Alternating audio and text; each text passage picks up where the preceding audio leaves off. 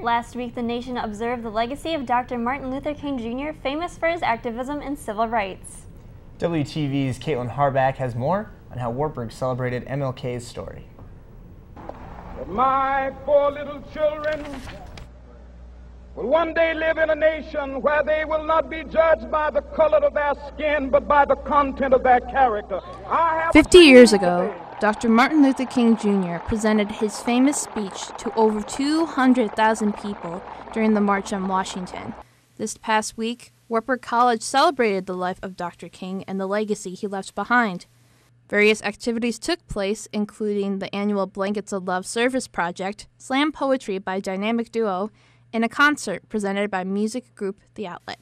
Diversity Program Director Crystal Madlock says students should continue to spread his positive message. With what we have going on here at Wartburg with our leadership and service, it's fitting for us to connect with him and asking ourselves, what can we do to continue to keep that dream alive? King's leadership in the civil rights movement during the 1960s changed the course of American history, abolishing segregation laws and giving blacks the right to vote.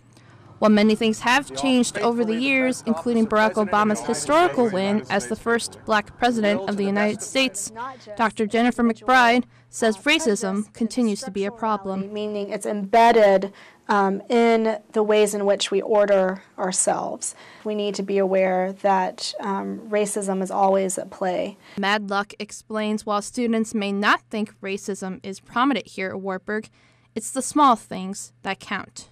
There has been some issues where some things are written on whiteboards, derogatory things like that we've had to deal with. But that's why we try to educate our students on campus about equal rights for all and how that makes a person feel when things like that happen.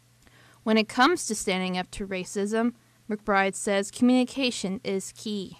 We need to have more honest and courageous conversation with each other, as students, as faculty, as staff. Reporting for WTV News, I'm Caitlin Harback.